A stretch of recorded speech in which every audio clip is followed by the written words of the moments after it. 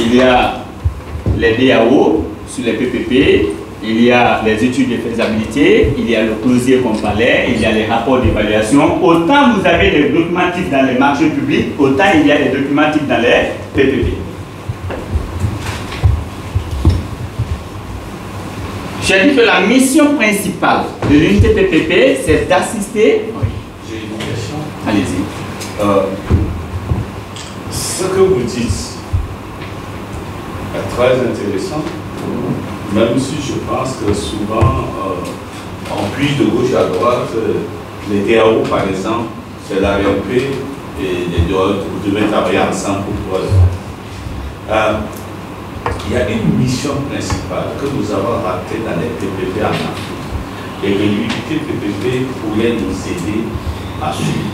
Ça veut dire que c'est le suivi des PPP. Beaucoup de fois dans les administrations, nous signons des PPP dans les ministères. Celui qui a signé, le ministère qui a signé, une fois, il part. Je l'ai constaté un peu au Burkina. On a signé la concession des rails à Bolloré. Chaque fois qu'il y a un ministre qui change, donc il y avait des éléments qu'il faut suivre. Ceux qui devaient mettre leur engagement contractuel. Quand un ministre change, il change la personne responsable des marchés et après le type revient avec un autre dossier. Il a exploité pendant 10 ans. Il n'a rien changé. Il n'a pas accompli ses devoirs.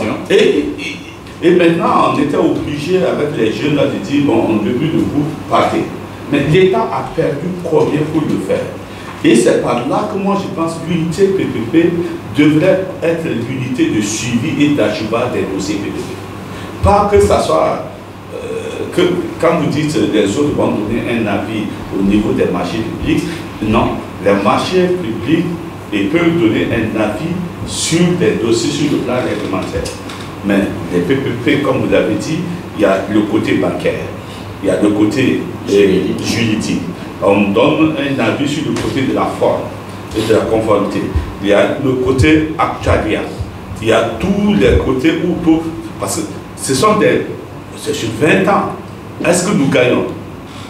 Et comme tu dis, au début, on fait des PPP et l'État s'engage comme la Côte d'Ivoire pour dire que si vous devez, je vais payer. Mais en réalité, les PPP, c'est pour donner des risques de l'autre côté, c'est pas pour partager les risques. Ça, c'est un élément assez important. Mais c'est de regarder comment l'unité PPP peut garder cette mémoire. C'est-à-dire être le mémoire de l'archivage et autres suivre, est-ce que les gens accomplissent leur devoir contractuel. Quand les marchés publics signent, c'est fini pour eux.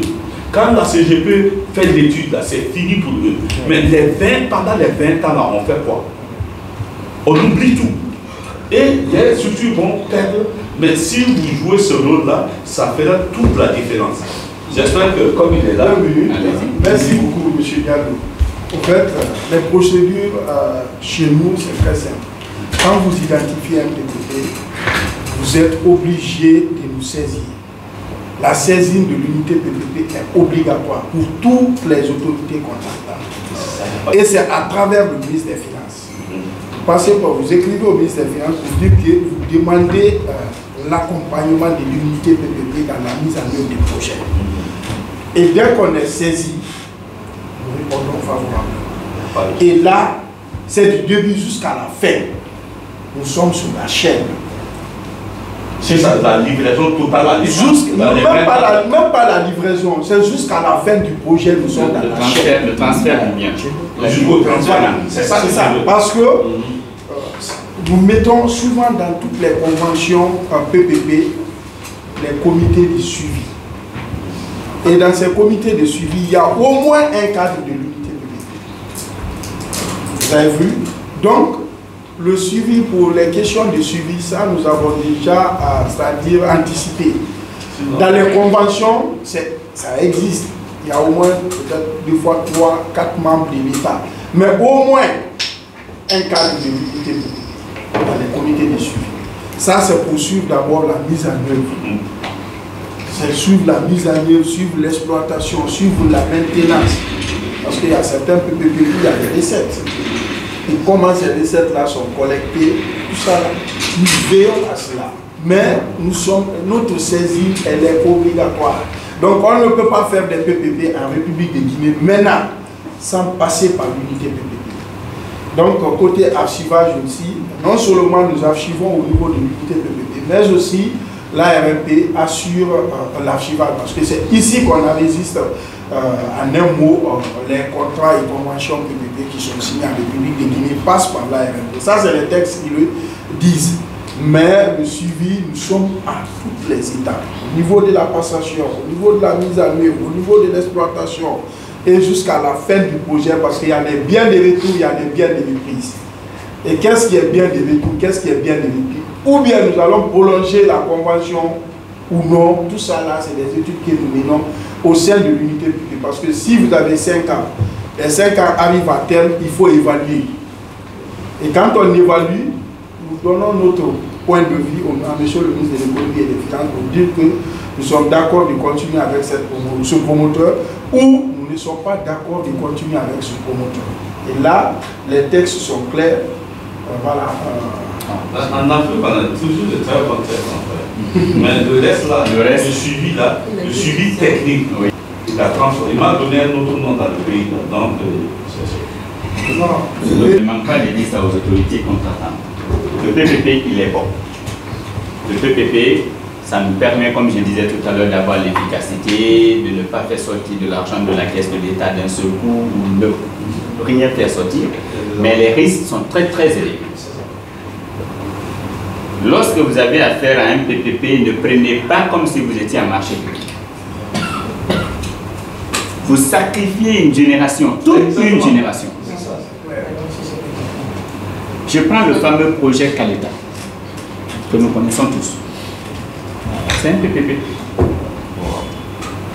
Généralement, dans les contrats d'achat d'énergie, c'est là où vous avez de sérieux problèmes. Le gars, il vous dit, je vous vends ce que je produis. Mais est-ce que vous consommez ce qu'il produit? On nous a dit qu'il n'y a pas l'eau à Caleta. Soit petit, n'est-ce pas? Or, c'est un PPP. Est-ce qu'en principe, lorsque nous avons affaire à un PPP bien ficelé, on a besoin d'arriver à ce stade? Non. Il y a des PPP en Guinée que je vais taire le nom, que vous ne verrez jamais le contrat. Que vous ne verrez jamais le contrat. C'est un combat pour tout le monde. Pas que pour l'unité PPP. Vous, en tant qu'autorité contratante, lorsque vous devez vous engager dans des PPP, dites-vous, demain mon enfant, qu'est-ce qu'il entendra de moi? Parce qu'il y a des dossiers quand tu gères, le jour où on doit parler de ce dossier, même dans ton salon, tu rentres dans la chambre. Pour ne pas que ton fils te dise, papa, tu étais là. Vous avez vu, il y a une unité à la tannerie. Juste là. On est venu embourber des gens avec le mot BOT. Partout où vous entendez BOT, ce n'est pas autre chose. C'est la signification de PPP en anglais. Mais quand on dit maintenant à quelqu'un, certaines autorités qu'on a même nous disent non, c'est du BOT. J'ai dit mais BOT et puis après.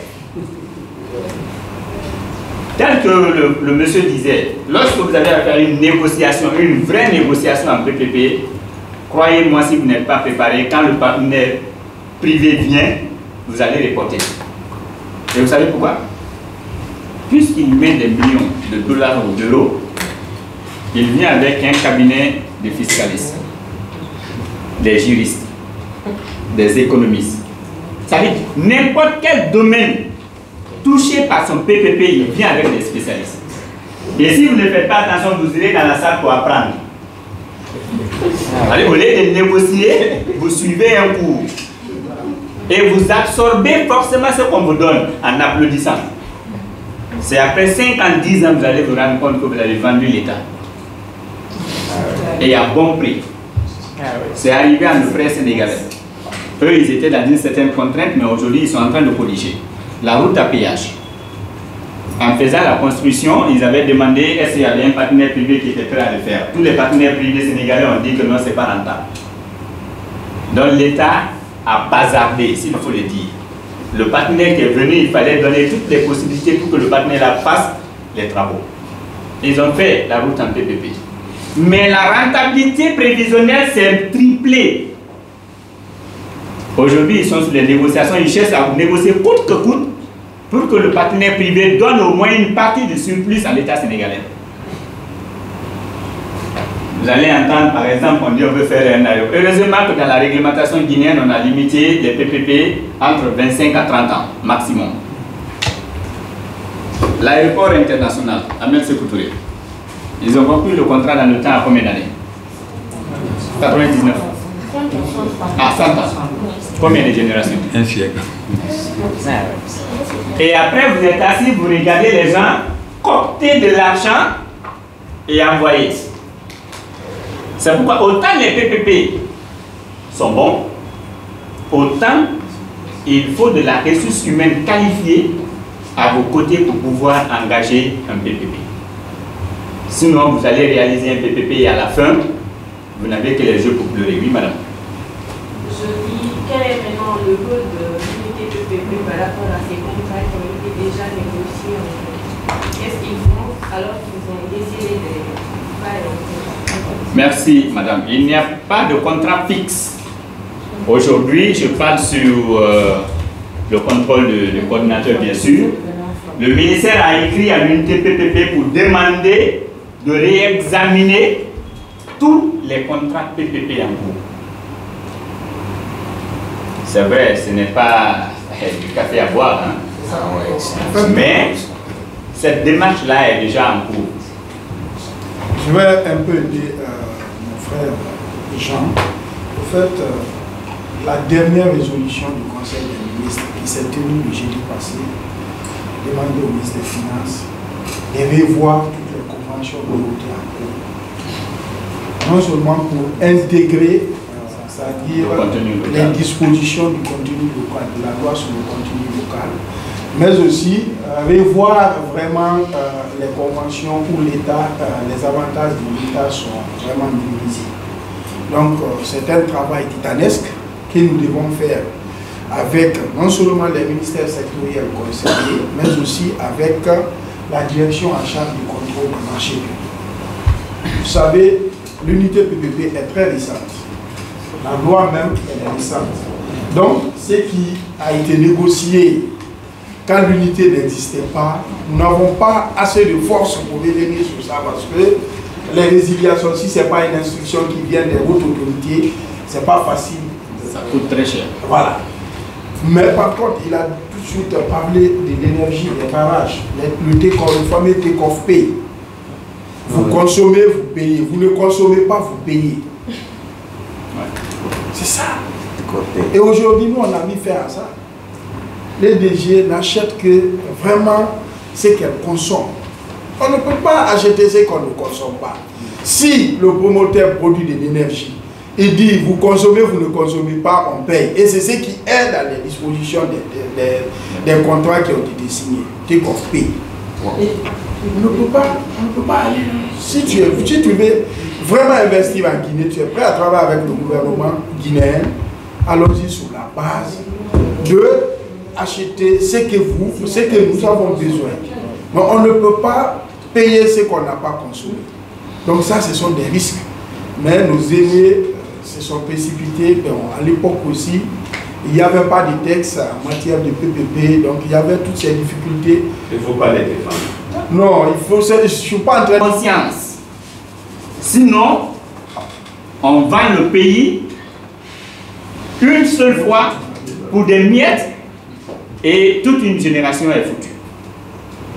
Oui, madame. En fait, monsieur, moi, la question que je vous pose, et les contrats qui ont été en fait, c'est là, par exemple, l'aéroport, les barrages, le Kalita, Garafi et autres. Est-ce qu'on ne peut pas essayer d'amortir en fait d'amortir la durée en fait? La loi 032, ces tests d'application, on vous dit que le principe de passation des PPP, c'est l'appel d'offres. comme dans les marchés publics. Il y a deux exceptions. La première exception, c'est le gré à gré. Les gré à gré sont bien possibles dans les PPP. La deuxième exception, ce sont les procédures simplifiées. On a appelé communément dans les marchés publics la cotation, mais là, on n'appelle pas cotation. OK? Il y a des PPP qu'on peut attribuer sur la base d'une entente directe. Il y a des PPP conformément au test au-dessous de 5 milliards. Au-dessous de 5 milliards, on n'engage pas la procédure d'appel d'offres comme telle. En dessous de 5 milliards. Ouais. Dans le cas Si le PPP n'atteint pas 5 milliards, on fait une procédure simplifiée. Non, pas le gré à gré. Le gré à gré, comme vous le savez, dans les marchés publics, il y a des conditions. Tout comme dans les PPP, il y a bien des conditions. OK? Voilà. Un PPP qui porte sur la maintenance, par exemple, des armements. D'accord?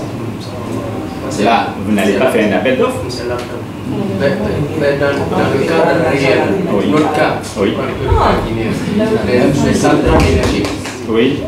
selon l'expérience ou selon votre niveau d'information, quel est le mode qui a été lancé? Là, je rejoins tout à l'heure ce que le coordinateur venait de vous dire. Lorsque l'État faisait la construction de ces unités énergétiques, les tests faisaient défaut. Le cadre institutionnel faisait défaut. Ce qui fait que dans la plupart de ces marchés-là, vous verrez que soit les gens ont procédé comme si c'était un marché public, ou ils sont allés sur la base d'un gré à gré parce que le politique mettait la pression derrière.